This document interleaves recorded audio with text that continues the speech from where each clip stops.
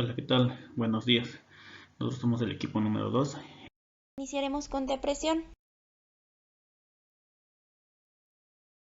Vamos a tener que la Organización Mundial de la Salud va a estimar que la depresión es la cuarta enfermedad más incapacitante provocada en el mundo.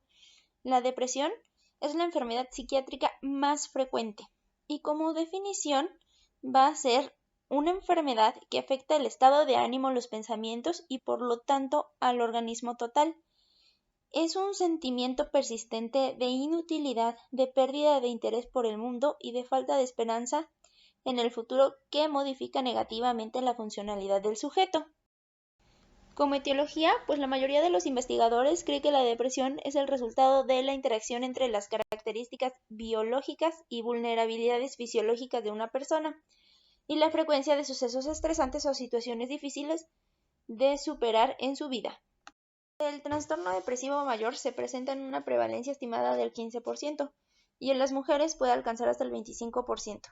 Entre las perspectivas para tratar de comprender las causas de la depresión vamos a tener la herencia, factores bioquímicos, estudios hormonales, factores psicosociales, alteraciones cerebrales y vamos a tener que dentro de la herencia vamos a tener alteraciones con respecto a familiares que ya han presentado depresión grave o trastornos bipolares. Con respecto a los bioquímicos, van a ser con respecto a las teorías de las catecolaminas, donde la secreción de noradrenalina, serotonina y dopamina están alteradas y por lo tanto hay un mal funcionamiento en las neuronas, sinapsis entre estas. Con respecto a las situaciones hormonales, vamos a tener que un nivel elevado de cortisol se ha encontrado consistentemente en los pacientes con depresión. Es por lo tanto que este nivel ocasiona un estado de depresión. Dentro de los factores psicosociales vamos a tener acontecimientos estresantes y algunos trastornos de personalidad. Dentro de las alteraciones cerebrales vamos a tener algunas patologías respecto al área límbica y frontal, en el que a veces no se encuentran algunas alteraciones estructurales. Ahora, como clasificación de la depresión, vamos a tener que se clasifica en depresión mayor, que son los síntomas depresivos intensos y que aparecen en forma de episodios, duran aproximadamente semanas o meses. Distimia o trastorno distímico o trastorno depresivo mayor crónico, que son los síntomas depresivos menos intensos, pero son muy incapacitantes porque son crónicos y duran como mínimo 2 años. Y el trastorno adaptativo, que son los síntomas depresivos leves, están presentes durante un periodo breve de tiempo y se deben a algún problema, a algún factor estresante que ha sufrido el paciente. Ahora existen otros trastornos depresivos que van a estar dados por enfermedades psiquiátricas como el trastorno bipolar, enfermedades no psiquiátricas como anemias, esclerosis múltiple o hipotiroidismo. Son enfermedades que incapacitan al paciente y por lo tanto llegan a ocasionarle un tipo de tristeza que llega a condicionar depresión. Como cuadro clínico, el síntoma más característico de las depresiones es la tristeza. Esta es normalmente de intensidad superior a la esperada para una situación ambiental en la que el sujeto se encuentra y existe mayor sensación de pérdida de control y gran dificultad o incluso imposibilidad para motivarse. Vamos a tener también lentitud de movimientos. Van a ser gesticulaciones faciales, corporales escasas, sensaciones de fatiga, irritabilidad, llanto fácil, temor a la toma de decisiones o pérdida de apetito. Vamos a tener también insomnio. Este es muy característico de las formas graves, que es lo que llamamos despertar precoz. Normalmente se van a dormir bien en las primeras horas de la noche y después, ya de madrugada, el paciente despierta y ya no puede volver a conciliar el sueño.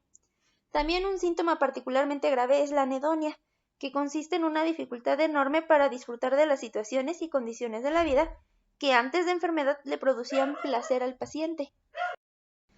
También vamos a tener síntomas físicos, como el dolor de cabeza, molestias digestivas, algunos dolores generalizados, entre otros, y pensamientos pesimistas, normalmente con aumento de sentimientos de culpa por cosas hechas en el pasado. En casos graves, las ideas pesimistas pueden llegar a ser delirantes, es decir, a no tener ninguna lógica, y también vamos a tener pensamientos relacionados con la muerte. en forma de palabras que a lo mejor ellos llegan a expresar, por ejemplo, sería mejor estar muerto, o bien, entonces aumenta mucho el riesgo de suicidio planificando el método de cómo quitarse la vida. Vamos a tener criterios para el diagnóstico de cada uno de estos trastornos de depresión.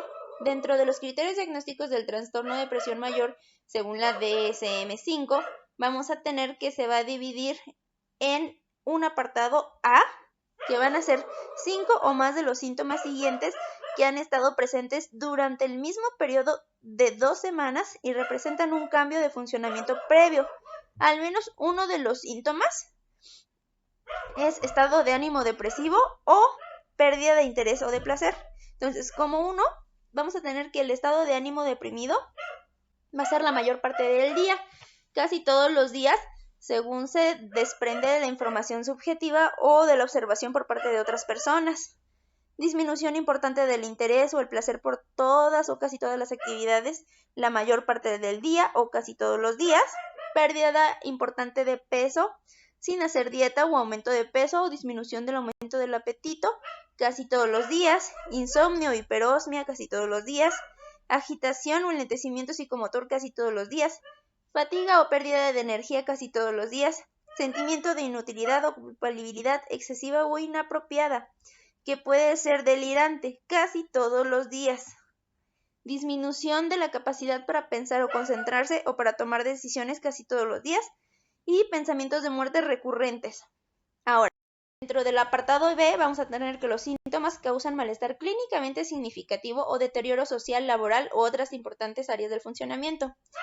Criterio C. El episodio no se puede atribuir a los efectos fisiológicos de una sustancia o de otra afectación médica. Y D. El episodio de depresión mayor no se explica mejor por un trastorno esquizoafectivo, esquizofrenia, trastorno esquizofreniforme, trastorno delirante u otro trastorno especificado o no especificado del espectro de la esquizofrenia u otros trastornos psicóticos. Y la E, nunca ha sido un episodio maníaco o hipomaníaco. Con respecto a los criterios diagnósticos de distimia de la DSM-5, vamos a tener un criterio A, que es un estado de ánimo deprimido durante la mayor parte del día, presente más días de los que está ausente. Se desprende de la información subjetiva o de la observación por parte de otras personas durante mínimo de 2 años. B. La presencia durante la depresión de 2 o más de los síntomas siguientes: poco apetito o sobrealimentación, insomnio o hiperosmia, poca energía o fatiga, baja autoestima, falta de concentración o dificultad para tomar decisiones y sentimientos de desesperanza. Como criterio C, durante el periodo de 2 años, 1 año en niños y adolescentes, la alteración, el individuo nunca ha estado sin los síntomas de los criterios A o B durante más de 2 meses seguidos. Los criterios para un trastorno de depresión mayor pueden estar continuamente presentes durante 2 años. La E, nunca ha habido un episodio maníaco o un episodio hipomaníaco y nunca se han cumplido los criterios para el trastorno ciclotímico. F, la alteración no se explica por un mejor trastorno esquizoafectivo persistente, esquizofrenia, un trastorno delirante u otro trastorno especificado o no especificado del espectro de las esquizofrenias y otros trastornos psicóticos. Los síntomas no se pueden atribuir a los efectos fisiológicos de una sustancia y los síntomas causan malestar clínicamente significativo de deterioro en lo social, laboral u otras áreas importantes del funcionamiento. Les puse un cuadro con respecto a las diferencias que va a tener una distimia y un episodio depresivo mayor. Dentro de los antecedentes familiares, pues la distimia son mucho menos frecuentes y en la depresión mayor son frecuentes. El inicio en la distimia es insidioso, en la depresión mayor es brusco.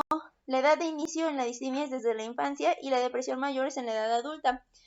El curso suele ser crónico en la distimia y fásico en la depresión mayor. La gravedad es menos grave en la distimia y más grave en la depresión mayor. Y con tratamiento farmacológico en la distimia es variable y la depresión mayor es buena la respuesta. Duración de los síntomas. La distimia son 2 años y la depresión mayor son 2 semanas y los síntomas predominantes de la distimia son cognitivos y emocionales, baja autoestima, anedonia, fatiga y pobre concentración. En cuanto a la depresión mayor, suelen ser vegetativos y psicomotores, problemas del apetito, de la libido, retardo o agitación psicomotora. Y tienen algunas características compartidas, como el humor depresivo, alteraciones del sueño, disminución de energía y pobre concentración.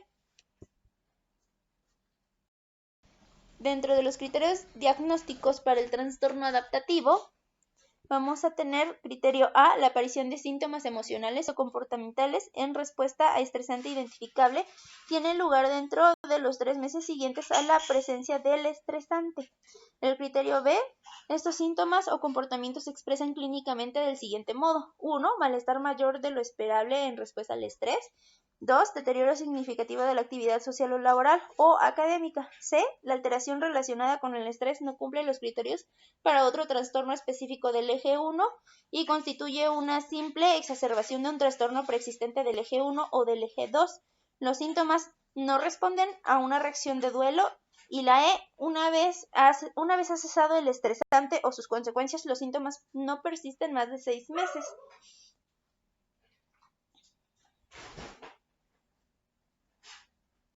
En el trastorno adaptativo, en el que existe una dificultad para afrontar una situación estresante real, el tratamiento psicológico es especialmente relevante. En la depresión mayor, el tratamiento farmacológico es más importante que el psicológico, y en la distimia, el tratamiento combinado farmacológico y psicológico suele ser el indicado. Vamos a tener que los fármacos más utilizados son los antidepresivos. Normalmente existen varios tipos de antidepresivos. Estos van a actuar sobre la serotonina y la noradrenalina o la noradrenalina. El inconveniente más importante de los fármacos antidepresivos actuales es que tardan varias semanas en hacer efecto. Normalmente no se observa la mejoría clínica hasta la 3ª o 4ª semana de tratamiento y alcanzan su máxima eficacia entre las 10 y 12 semanas. Uno de sus efectos secundarios es el aumento de peso, pero este solamente es en el 10% de los pacientes y el aumento de peso solamente alcanza de 4 a 5 kilos y producen somnolencia en un 5% de los casos. Ahora, existen diferentes mecanismos de acción. Unos actúan principalmente sobre la serotonina, que son los inhibidores selectivos de la recaptación de serotonina. Estos van a ser la fluvaxamina, la fluoxetina, paroxetina, sertralina, citalopram, escitalopram, clomipramina y mirtazapina.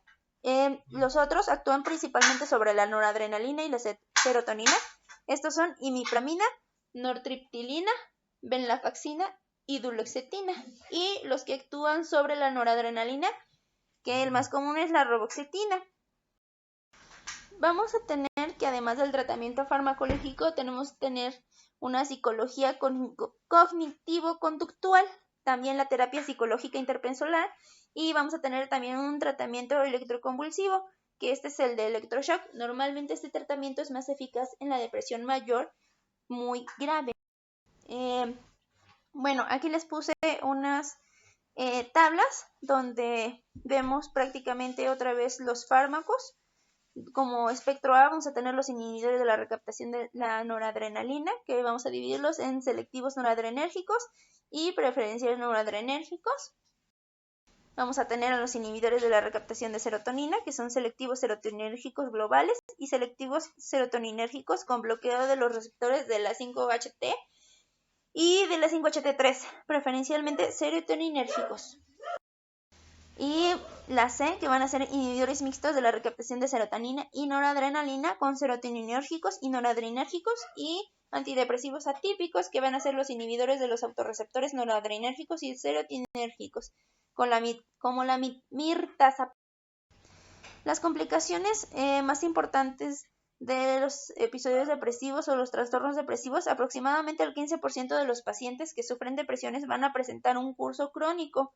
Y dentro de los trastornos depresivos, sobre todo la depresión mayor y el trastorno distímico, son enfermedades que van a tener tendencia a la recaída y se considera que aproximadamente el 70% recae después de un episodio de este tipo de trastornos. Los suicidios y especialmente los intentos de suicidio son la complicación más frecuente en la depresión. Vamos a tener criterios de referencia.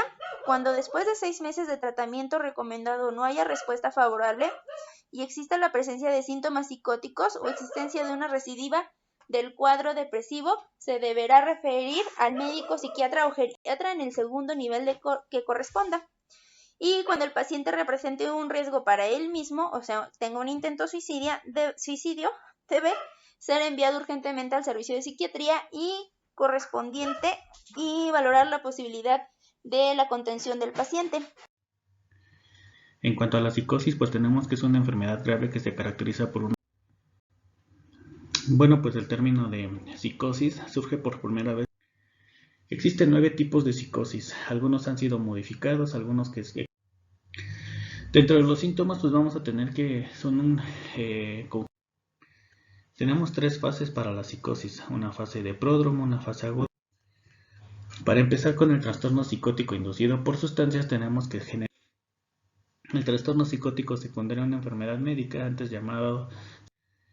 Nuestro siguiente es el trastorno psicótico breve, que es frecuente entre los... El trastorno delirante es una confusión severa y repentina con cambios en la función. La esquizofrenia pues es uno de los más emblemáticos casos de El criterio B es que existe un deterioro en el funcionamiento en uno o más de los... ¿Cómo se clasifica actualmente la esquizofrenia? Actualmente el trastorno esquizoafectivo es un trastorno caracterizado por síntomas. El trastorno esquizofreniforme es un trastorno. El tratamiento de la psicosis pues está enfocado al tratamiento farmacológico, pues tenemos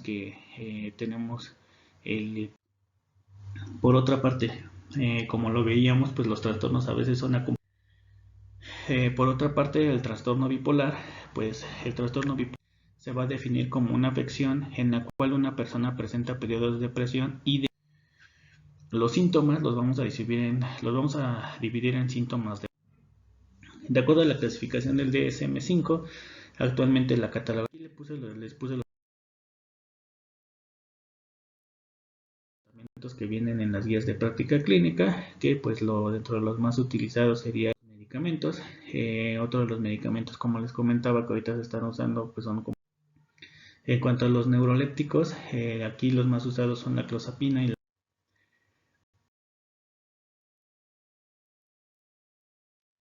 en cuanto a los antidepresivos, los más utilizados sería la Otro medicamento también utilizado sería la fluoxetina.